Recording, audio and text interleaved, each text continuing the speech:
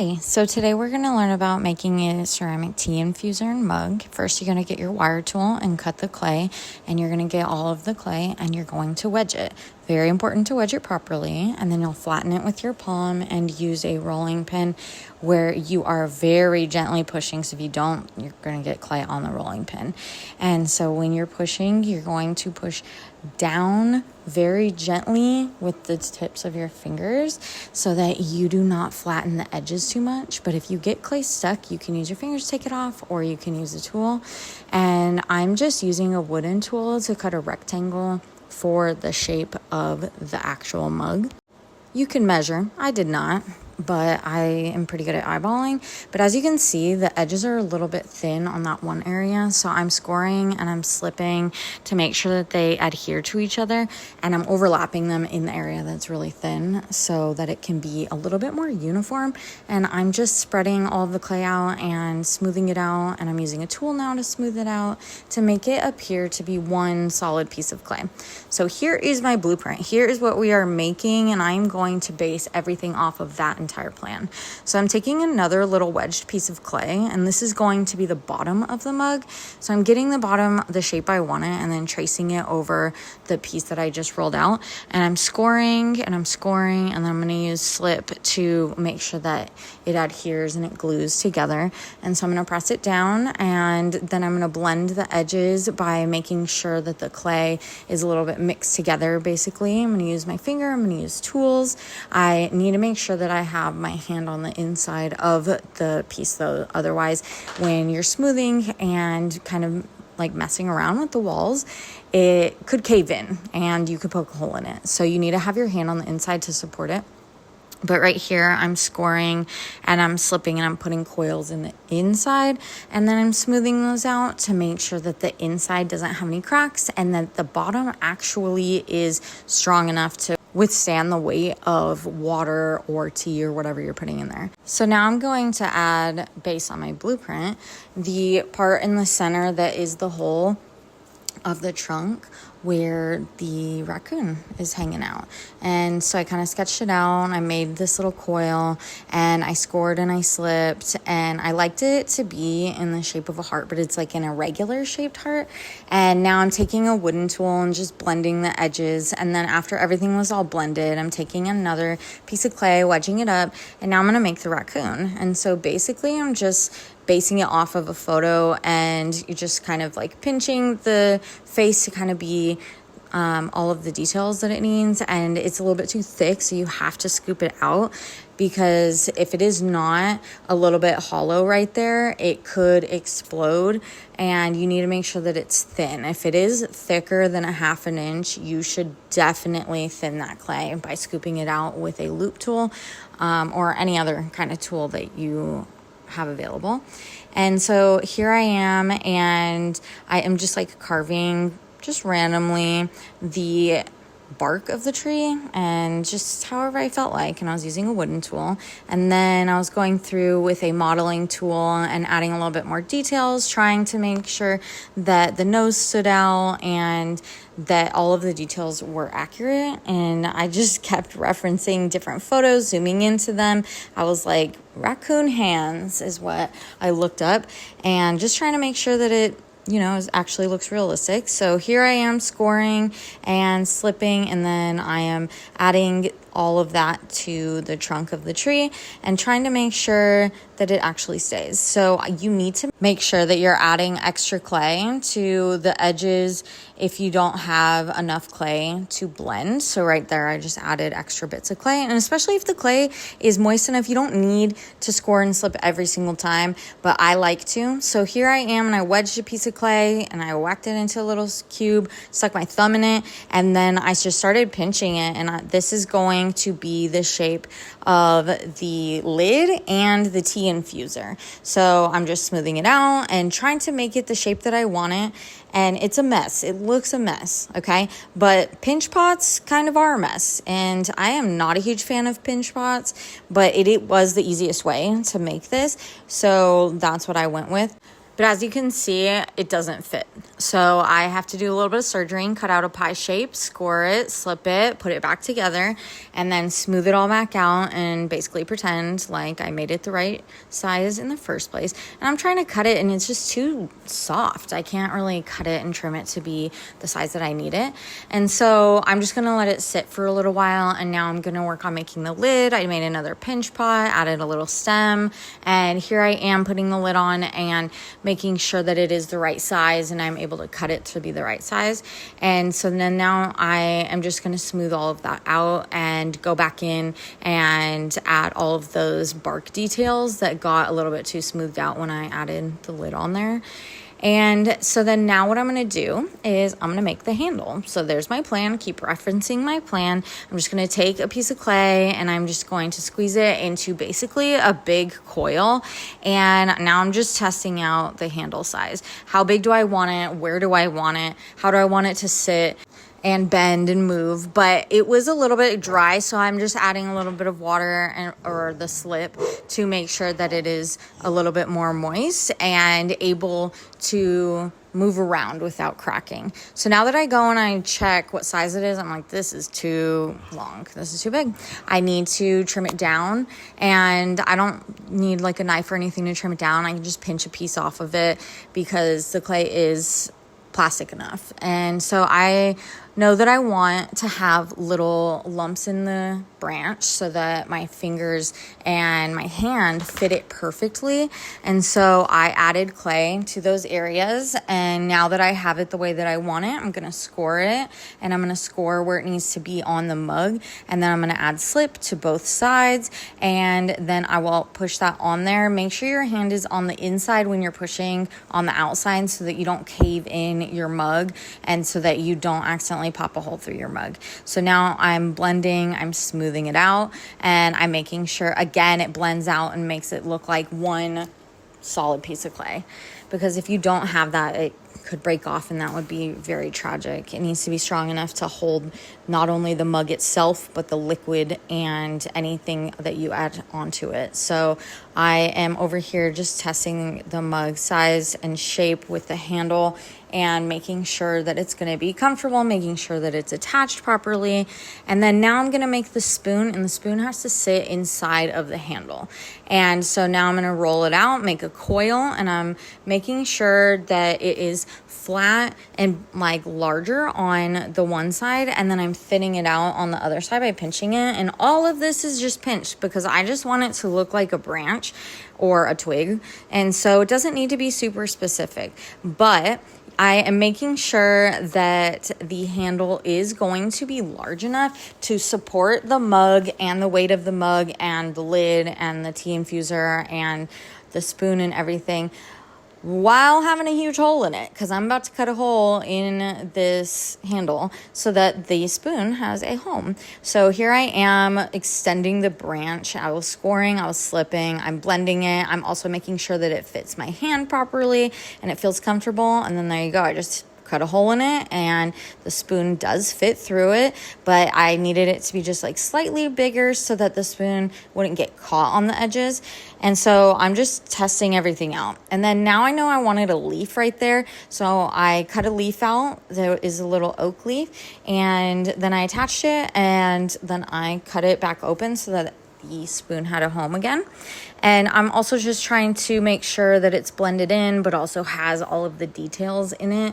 And so you can use a wooden tool or a modeling tool to get all of those details. And here I am adding a leaf to the lid, and I wanted to make sure that it's the same kind of leaf, just a little bit bigger. And so I cut it out of a slab, and I'm scoring it, and I'm going to score where it's going to go on the lid. And then I slipped it, and then I added it, and I blended it. So then now I'm using a rubber rib to smooth out the acorn shape that is going to be the tea infuser. And so now I am using a loop tool, and I'm dipping it in the slip to try and kind of smooth it out a little bit and make it easier to smooth the top of the infuser out. And so now I'm making a coil, and I'm going to flatten it out, and I'm scoring on the inside of this little acorn tea infuser, and then I'm scoring this little coil, and I'm making sure that it is roughed up enough to actually like kind of Velcro together.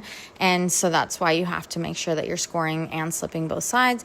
And I put it on there with 2 notches. That is part of my blueprint, because the lid is going to have 2 little arm prong things that are going to go where the notches are, and then you'll turn the acorn or turn the lid, and then the prongs are going to be caught under that little lip that we just put there so that it will hold the tea infuser. And so now I'm getting the lid a little bit wet so that I can smooth it out easier.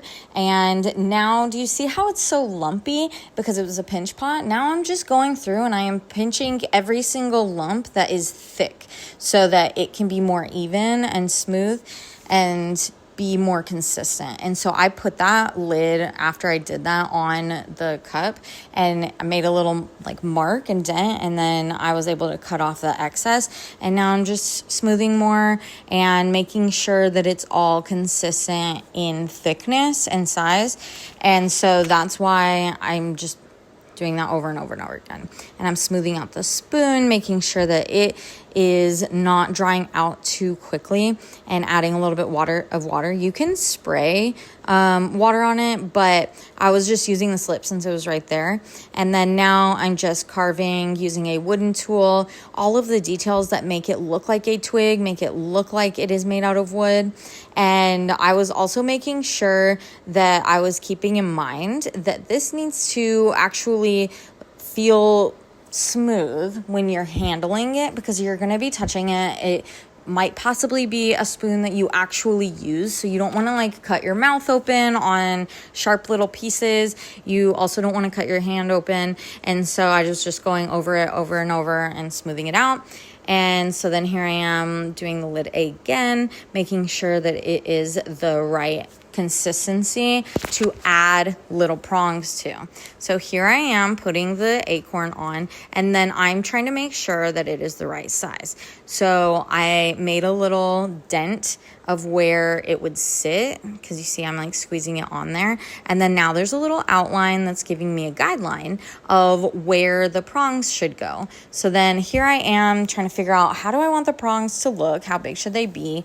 And I just really pinched a little coil of clay and then made it into a hook. And then what I did is made 2 of them, and I'm testing them out. So the prong will go in, and then you'll turn it and it'll hook on. And so now I am going to score and slip and then blend, smooth that out, attach that to the lid, make it look like it is one piece. And I'm kind of testing it out, seeing if they're in the right spot and if it actually catches, and it worked. So I'm going with that. And then now I'm going to add some more designs. I wanted to add this little caterpillar. And so I made a coil, and I scored and I slipped and I smoothed it out, and I'm basing it off of an actual caterpillar that lives on oak trees. And so then I'm going through and I just added the lines that the caterpillar had and the lines that were on the bark. And then I'm taking this wooden tool and I'm like flipping it around, switching it, and making sure that I'm making each of these little chunks a little bit rounded to look more realistic, because I want every little detail to be realistic. And I want people to think that I actually paid so much attention to every small detail, and that every part of it was just as important as any other part of it. Even this little caterpillar decoration, I wanted it to feel important. So then now I'm realizing that the acorn is too big. So I'm like, maybe I can stretch out the lip of the mug and stretch out the top of it, and I can see. And no, I couldn't make it work. So I added some slip to the acorn, and the acorn's getting some surgery. I'm cutting out a little triangle shape, and that little triangle shape is going to help me make the acorn smaller. So it started drying out a little bit, so I'm adding a little bit more water. And so now I'm going to score it, and I'm going to slip it and give it some surgery and make it a little bit smaller. And I was using this to cut off some of the extra clay and making it blend out. I'm like, gosh, this is just such a weird shape. So then I made a triangle on the other side to make it a little bit more even and cut that part out and do surgery on both sides of it. And just wanting to make sure that it's actually going to fit and to be functional, because my entire goal is to have a functional piece of art. So I scored it, I slipped it, I'm blending it, trying to make this work. I'm taking some extra clay and I'm adding it on top to fix that seam and make it look like I never cut it apart and that I always made it that shape. So then here I am, and I'm making sure I'm using a reference photo, and I'm adding all of these little details. You can use a needle tool, you can use a wooden tool, you can use a modeling tool, and just add all of the details that you can to make it look like you spent a long time on this, make it look like you put a lot of care, a lot of effort, a lot of thought, and a lot of patience into it, because it is so much more appreciated when that's noticeable. So here I am, and I'm testing out the prongs and realizing that now that my acorn is a lot smaller, that these prongs need to move inwards. And I got that fixed and rolled out another slab, and now I'm cutting out the moth that I want on the back.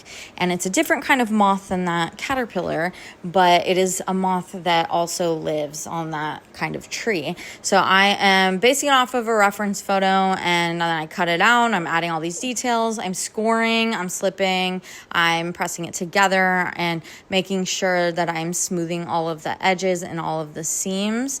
And then I will go back in after that and add all of those details back in that I smoothed out. So overnight, I have to spray it. You have to put paper towels, close the bag. And so this is another day. And now I'm using a blow dryer to try and make them leather hard so that I can go back in and do those last finishing touches so that I can make sure that they don't collapse and they're not about to fall apart when I am doing the last finishing touches, the carving, the smoothing, all of that. I did break the lid handle, but I scored it, I slipped it, I added more clay, added another coil, and I blended it, and it was like it never happened. I hated where I put the holes. Absolutely hated it. So I'm over here smoothing it out and adding more clay and basically restarting because it looked a mess. Like, it did not look like I had that planned out at all. And so now the holes look planned out, and then I'm just going back through and carving those details just a little bit deeper and making sure I'm getting all of those chunks of clay out of there, because if you have any little bits of clay that are like the little scraps of clay when you scrape and you leave that there, and we fire it and it goes through the bisque fire, it is going to be sharp. It is not going to be safe. So also here I am going back and adding all these little details and going and turning the mug upside down or to like the bottom and looking at all these details that I would have missed if I was just leaving the mug sitting on the table. So I can use a modeling tool, a wooden tool. There's silicone ones or rubber tools as well. And then I'm just scraping away all these little pieces so I can have room on my canvas. And I'm using the large rubber rib to smooth out the inside. And I was realizing it actually is a little bit too thick. If you think about any of the ceramics that you have in your house, like mugs or teacups or dishes, a lot of them are very thin and they're still very strong. So I know that I'm making something that's large and something that's going to be holding water. So I am thinning mine out a little bit more than you necessarily would. But I just felt like that was important. So I used the metal tool to do that, the metal rib. And then over here, I'm just smoothing everything out and making sure that if I'm cleaning out any of the tea, that I'm not going to cut my finger. And then here, I'm just adding more of those details and then getting all of those little clay scraps out of the body of the work, because I do not want to cut my hand on my own artwork when I'm using it to make tea. So just going back through, and then now I am using the rib again and I'm smoothing it out. And then now it's time for the bottom. The metal rib is excellent for doing the foot or the like bottom part of the pottery and scraping it when it is leather hard, getting that super smooth, getting all of the grit blended into there so that your clay is smooth at the bottom. You're not going to scratch your table or your countertop when you are using your mug. And so I'm just doing that and getting all the edges and everything. And I kind of pushed the inside in a little bit. So now I'm just pushing it back out. And then you got to carve your name. I personally like to carve my entire name because my name is Kimberly Taylor Underdown, but my mom is Kimberly Underdown. So I go by Taylor Underdown, but I still really like my name. And so I just put the whole thing. And I have room for the whole thing. But notice how I'm not putting it in the center, because the center I don't want to press in. So I'm going to make sure that I'm adding the year and everything. But I like to do it on the edges because it's like more stable, if you understand. And then now that it's upside down, I'm like, now I'm going to add these other details and make sure that that's smoothed out too. And it's actually like really good when it's leather hard to see it from all angles. So now I'm wedging clay, rolling it back out, making sure that I am not going to flatten the edges too much. And now I'm making a saucer. I'm going to make it flat. It's going to be pretty flat, but I am going to carve out a spot for the mug to actually fit. And so here I am just drawing it and redrawing it and smoothing it back out. And then now I'm taking a loop tool and carving out where the mug actually is. And then using my fingers, smoothing that out. And then I'm like, oh, I don't like how this is like dented in right here. This looks weird. So then I went and I was just drawing all of the lines from the leaf and then smoothing out the back, writing my name. See how I didn't do it in the center because it's already like caving in a little bit. I wrote my name multiple times. You have to go over it multiple times to get all of those little clay scraps out so that they're not sharp when we fire it, because it's going to get really sharp. But do you see how dark the clay is right now? I want you to like keep that in mind. But I'm just over here smoothing, adding more details and making sure that everything's how it's supposed to be. And then when the clay dries, this is how it's going to look. It's going to look very light because all the moisture is out of it. And so right now at this stage, this is extremely fragile, extremely fragile. I could crush that lid in my hand if I wanted to. It is so fragile. Then we fire it, put it in the kiln, and then when we take it out, after it's bisque fired, it'll look like this, and this is what the red clay looks like, and it is much stronger, and you can actually touch it and pick it up by the handle and make sure that like it's not gonna break. It's gonna actually do its purpose because it's strong. But do you see this clay right here? This is the bone dry clay, and it is just so crumbly. So make sure you're being careful with your bone dry clay before it gets fired.